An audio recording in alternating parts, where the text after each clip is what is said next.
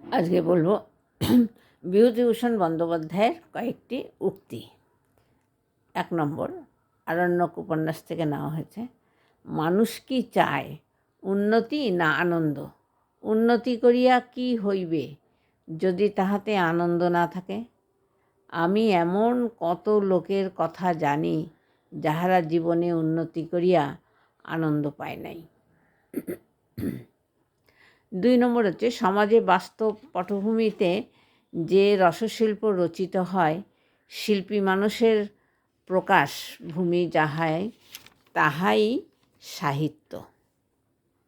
3 নম্বরে হচ্ছে, যে জাতির মধ্যে সৌন্দর্যবোধ দিন দিন এত কমে যাচ্ছে, সেই জাতির ভবিষ্যৎ সম্বন্ধে খুব সন্দেহ হয়।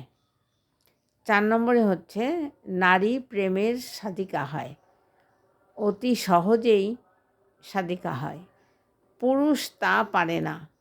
নারী পাপের পথে নিয়ে যায়, কল্যাণের পথেও নিয়ে যায়, কারণ চিত্তমুখী উভয়তোমুখী। বহতি পাপায় বভতি কল্যাণায়।